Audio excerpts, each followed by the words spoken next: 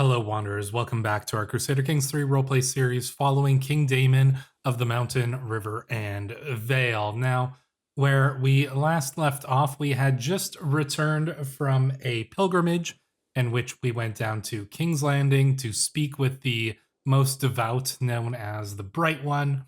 During that time, our young son, Prince Robin, became even more enamored with the faith than he already was, and he took it upon himself, at like mild encouragement by us, but I'm sure that this was, at least partially something that he has been thinking about ever since the pilgrimage, to join the faith, and so he has done so, and now he is a septon in training, and he will no doubt go far. Hopefully one day he might end up becoming the most devout himself, but we're not going to worry about that just yet.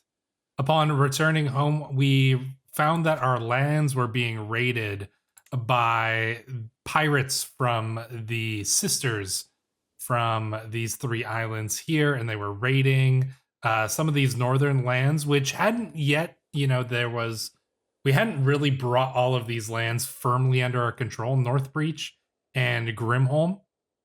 But during that time, we were able to do so, and with our protection, and in doing so, like gaining their vassalage, we offered them our protection, and so we went and we sent our army to the sisters. We defeated the pirates. We made them bend the knee. And now we have Lord Paramount Theomar here. We're going to leave him as the Lord Paramount. I've been kind of going back and forth if we should take away this Lord Paramountcy title. I think at some point we're definitely going to demand that he turn back to his religion, or at the very least, we're going to try to educate his heirs to get back to the faith of the Seven.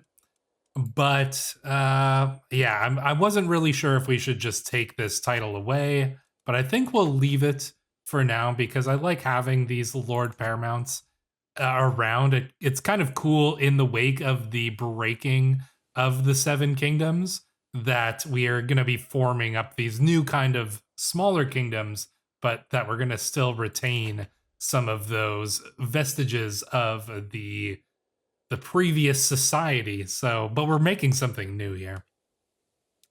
So our army raised up, defeated the army of the sisters. We took those under control. And now we need to consider what to do next. And I've been really wanting to act against the Southern Vale for some time now. Although even, Strong Song, Gulltown, Runestone, all of these are our traditional lands.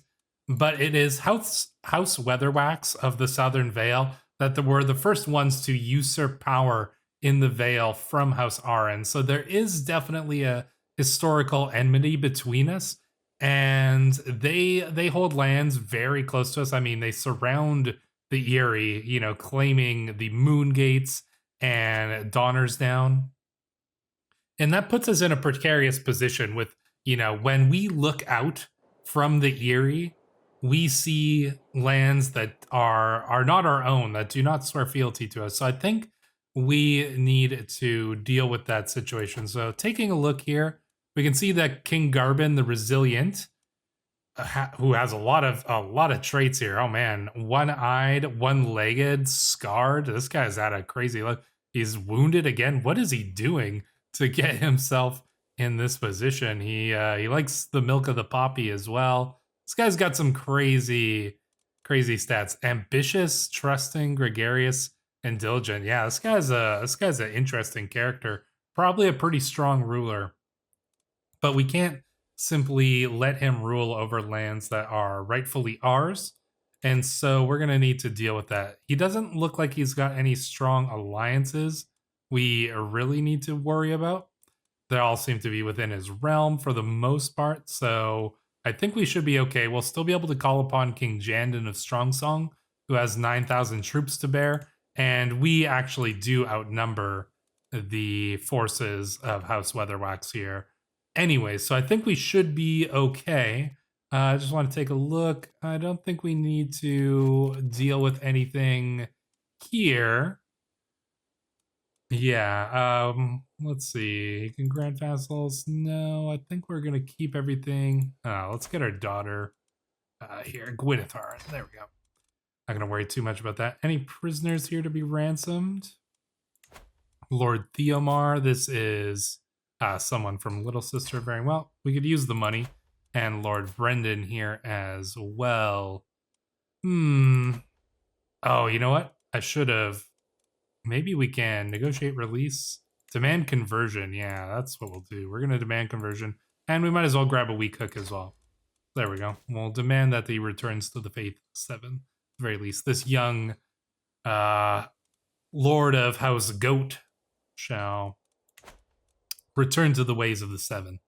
In any case, like I said, we're going to take our army back. They returned to the Vale. It was a successful battle in a short war, and so I think they're probably ready and raring to go. And I think that we are going to use this opportunity to take our lands back. So we're going to seize the de jure duchy, and we're just going to try to take Donners down and Moongates at first. Obviously, there are some much bigger duchies that we could try to take, but I think it's important to, one, for the border gore, and two, it's a moral victory more than anything to take the lands surrounding the Eyrie back. So you can see we vastly outnumber them in terms of the strengths of our armies. So we will call in our allies here. Let's call in Janin of Strong Song, and you know what? Let's call in the Tarth army as well. We got that alliance, so we might as well. Yeah, let's do that.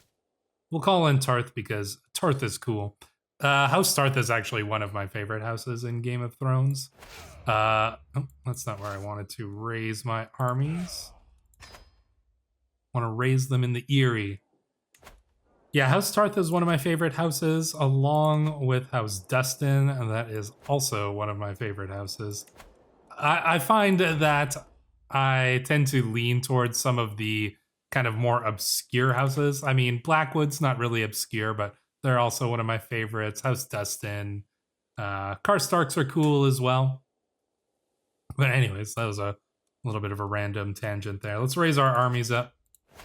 And we shall see. Who are your favorite houses? Make sure to let me know in the comments, because I'm always curious who everybody has as their favorite Game of Thrones house. I know a lot of people are fans of House Stark and, you know, the houses from the show, you know, House Martell and things like that. But what are the obscure houses that you like?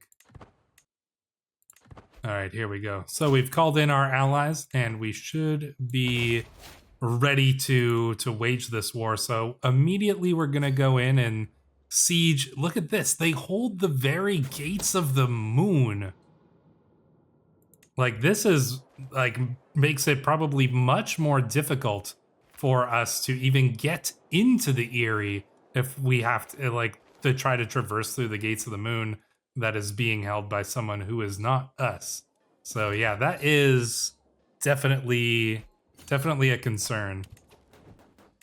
Yeah, we're gonna get the moon gates back. We're gonna get all these lands back. All right, let's see if our allies are gonna, yeah, they will come and join us into this fight. And let us engage in battle with our enemies here of House Weatherwax. Who leads their army? A common-born man, Osgood. Well, he shall not survive for long. That is for sure. There we go. We crushed their army with the help of our allies from House Egan and Strong Song, and we should be good here. The forces of Tarth have joined us as well. And here we go. Let's get some sieges down and done. And once that is all taken care of, we'll probably kind of just siege our way down to their capital here in Marble Pass. So kind of an obscure place to make their capital, but you know, they don't really hold like any. I don't think there's really any particular like amazing castles or like well-known castles in this this area. Maybe Wickenden? That seems like a little bit more of a bigger or more populous area, but such as it is. In any case, let's get these sieges done. There's their army. They're going to... I'm not sure where they're going. Circling around, maybe. Yeah, they're probably circling all the way around here to come back. All right. An acidic accident. A few days ago, Eldaci, the learned grandson of my vassal Lucian, took part in an experiment with oil of vitriol concocted by the celebrated alchemist Kenneth. Apparently, something went horribly wrong. You must punish Kenneth severely, Lord Lucian tells me. Behold the wretched state of my grandson. No, my king, I've merely perfected a formula long sought by the wise. It is not my fault that Daci was careless with a whole IKEA of the most corrosive substance yet seen on Earth. Lord Lucian, of course. Let's see. Oh, wow. The Eldaci, the silent bat of House Cave. Interesting. Oh, he's got some Blackfyre grandparents? Interesting. Well, no one is to blame here. I do have place in my dungeon. Compassionate and just. Is this not just? I mean, let's see. Let's take a look at this guy. Can it whisper? He is cynical, impatient, ambitious. No, this guy is not a good, seven-fearing man. I think we are going to put him into our dungeon. That seems to be the just option, if you ask me. All right, they're doing some sieging down there, but once we get the moon gates, we should be in a much better position. Looks like House Shet is joining them. I think that's House Shet, is it not? It is. Asgar is no longer our maester. Oh, we need a new maester from the Citadel. Let us see who we get. We can train our squire, our good son, Prince John. The maester I sent from the Citadel has arrived, a vine man by the name of Edgarin. Let us hope he will be loyal and wise. I mean, he's not a very good maester. Oh, fine. Not really much choice there. All right, let's train our son here. Let's train him in the arts of swordsmanship. John and I sparred with practice swords today, after all. A knight is only as good as their swordsmanship. He demonstrated quick thinking and martial prowess with his practice sword. It was impressive seeing how determined he was to master today's tactics. Excellent, good job. Look at that, he's on his way to a knighthood. It's a little annoying how often you have to do these knighthood events. I wish they would make them less often and more increase the experience gain a little bit more there, but there's not really too much we can do there. Ooh, we're gonna have to restore some of these things here. But it seems we cannot afford it at the moment, so no matter. Siege is almost done. The moon gates are now back within our control, which is excellent. We do have another lifestyle perk here. We're gonna go for... let's see, Dignitas. There we go. That should give us a little bit of a boost to our diplomacy. 31 diplomacy. Ah, that's quite good. I would still like to get that level 5 diplomacy trait, just in case there is the possibility of us vassalizing some more powerful characters. But I'm not going to hold out hope that we're going to be able to vassalize these kings, but Jandon is our friend. So there is the possibility that we might be able to do so at some point. What do we have here? Declare me regent. Who is this? Lord Arryn of Northbreach? Greetings, my benevolent liege. The realm needs a secure plan should you be indisposed, and I'm sure we agree that I am the best possible candidate for a future regent. I ask you to confirm my natural position publicly. Signed, Lord Arryn of Northbreach. He's following the Warring Star, which is a little bit more, a little bit more warlike, but they still follow the faith of the Seven. We consider them righteous, so that's not too big of a deal. He is temperate, ambitious, trusting, and just. It's actually not a terrible kind of collection of traits here. Let's see. I think that we, on decline, he would be insulted. I think we will accept. I think that he would probably be a fine regent. And yeah, I mean, he'll still have to work, you know, with Lord Bastion, our Castellan here from House Derry. House Derry is obviously one of the most prominent houses in our lands. I fully suspect upon winning this war, if we do indeed win this war, that we will be giving Tegan some lands here. Maybe will we give him the Moon Gates itself? I would really like to give him a duchy title.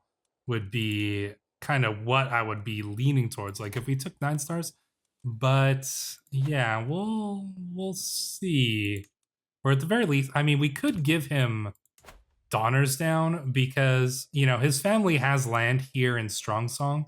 So maybe we give him land that's kind of close to where his family's lands are. That could be all right. All right, let's go and head over and hit the enemy army. Broke some sieges there, but I'd rather take their army down than let them simply siege down some of our lands and have to take that back, because sieges take a while. Oh, and now he runs like a coward. I also want to put, you know, I feel like we need to lead at least one of these things. Somebody kind of said, like, why are we leading these armies when we're not really a warrior? I mean, we are definitely a warrior. We're extremely skilled in combat, that's for sure. Our martial skill isn't that great, but we are a chivalrous individual, and like I said in the comments, I think it's important for a king, especially a king like King Daemon, to at least sometimes, you know, he needs to be seen with his troops. He can't just hide in the Eyrie and send his forces out to go do, you know, do his bidding. That's not really a just thing for a king. So even if he's not the greatest commander, he should be, you know, with the army in those battles. And unfortunately, the only way to have him in the battles is by putting him in charge of the army. Otherwise, he will not be in them. And I think that this is, you know, perfectly fine. So we're going to engage in battle here once again, facing off against Osgood. See, maybe we'll get ourselves into a little bit of a duel or something ourselves. That would be cool. They've got 15 knights. Including Isambard Weatherwax, so somebody from the House of Weatherwax. But there we go. Looks like they have been soundly defeated once more. We're going to send our armies here into Donnersdown, and we will get the sieges rolling there. So I think once we get those 2 sieges done, we'll probably have we might actually have enough war score here. Defender of the Faith, Kendros was attempting to preach among his fellow youngsters and became the target of a small fight. John was furious that anyone would target someone attempting to speak on behalf of the 7 who are one and chased away the other children. He will serve the divine well, child. We could get him zealous. Do not be afraid. Ooh, I would like to get him brave. So obviously, yeah, I think that we're going to say this because I think this is still fitting. You know, obviously we could make him zealous. But I think it's still fitting to say, like, yeah, it was good of you to be brave and standing up for your faith here. So yeah, we're gonna make him brave. There we go. He's content as well, which is, you know, that's fine. I would like to potentially get him to be just too. That could be quite good. But there we go. All right, the sieges are progressing swiftly. Oh man, Tarth must have some really good siege equipment, because they were helping with that siege of the Moon Gates, which is a pretty well-fortified castle. And, yeah, we should be hopefully finish this off quickly enough. There we go. Let's get the siege done. We're at 72. We've already got our 50% from the battle, so we don't need to worry about that. And I think we might be okay with, like, yeah, maybe these 2 more sieges. House Tarth is just carpet sieging them. It is quite impressive. And quite nice to see, because sieging is probably the most tedious part of any war in Crusader Kings 3. But it's a necessary part as well. The sieges continue. Then once this one's done, once we got all of Donner's down, I think we'll be doing pretty okay. Athos has died. Okay. Died in my dungeons. Neighboring rulers have lost wars. Doesn't look too concerning. Oh, River King Alistair is lost. Yeah, okay, man. The House Tully is really struggling.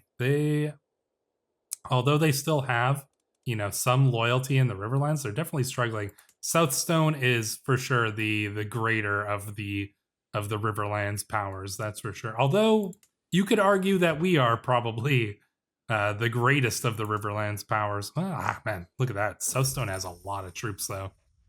Yeah, they're quite. And King Corman the Noble, 58 years old, and he has definitely done a good job for House Bracken of establishing their rule there. Your vassal, Lady Delan, has recently found herself in a bit of trouble. Queen Hannah smiles tirelessly as she continues. I made sure the situation resolved itself, and to mention you as the benefactor. Excellent work. Wow, a good deed needs no repayment. Okay, yeah, you know what? We're going to say that. A good deed does need no repayment. Our wife is doing such an amazing job. She is a wonderful, wonderful woman. And anybody who questions her fidelity, I say shame on you. Shame on you indeed. I mean, she's pretty much the perfect wife for us. She's an architect. She is a thrifty clerk, so she knows how to manage the realm. She's craven, but that's fine, she's not leading any armies or anything. Patient, which is a good trait to have. She's diligent, so she's very hardworking, and lustful. So, King Damon is probably enjoying his marriage, considering that we are soulmates. So, things are going pretty well in that regard for Damon, I dare say. We should probably, well, let's go and help with the siege over here. Just so it doesn't break or anything like that if they decide to just move their army randomly. Let's go in here. Let's help with that. We only need 13% more war score. So yeah, the Southern Vale just is not strong enough to withstand the combined alliance of the Mountain River and Vale, along with Strong Song and House Tarth. That's a strong alliance to bring to bear against a kingdom that is, for the most part, quite rural. They don't hold Gulltown, they don't hold, the territories that they do hold are either mountainous or, great forests. And yeah, it's definitely not going to give them the strength they need to withstand the forces that, the entire northern part of the Vale and the Trident can bring to bear here. So I'm a little concerned about this fight here. I'm going to detach some troops, and then we're going to go and assist our allies if we can. Oh no, it looks like they got it. Oh, there we go, and we won the war. I'm not sure what brought that war score up, but in any case, it has been done. We're going to let the battle finish off and play out. And in the wake of that final battle, I think that we can certainly say that House Weatherwax has been defeated, and we shall enforce our demands. And there we go. Finally, the lands surrounding the Eyrie are back within our control. Looks like, oh, wow. Okay, so it is somebody from House Arryn who was still holding the Moon Gates, which is good. So yeah, so it's a family member, so they can retain their position, but they just had no choice but to swear fealty to the Southern Vale. But now they are back sworn fealty to the head of the house, which is excellent news. And one day it appears that Merrick Arryn will take control of the Moongates. But we do hold Donners down, and like I said, I think it's time that we reward our friend and Chancellor. Oh, we can just offer him knighthood. Oh yeah, you know what? Why? You know what? Why not? We're going to knight Tegan, and we are going to name him as the Lord of Donnersdown. So that is what we're going to do. The Lordship of Donnersdown. There we go. Tegan, Lord Tegan, you have been gifted this position for your great loyalty and all that you have done for us. Thank you, my friend. I hope that you serve host Arryn well. And so now we're going to need to think about where we go from here. We're going to have a cooldown time before we can potentially go after the Southern Vale again. And obviously our alliance with Strong Song is still pretty strong. What is this? The North? What is the North doing with the little bits of my land? Give that back, Queen Gisela. In any case, yeah, we're going to have to consider where we go next. Should we oust the Iron Islands from the Cape of Eagles? I mean, that could be nice. I mean, yeah, really cementing ourselves with people of the Riverlands. Could we do so? Maybe. We will have to consider what our options are. But let me know what you guys think we should do in the next episode. But until then, Wanderers, thank you for watching.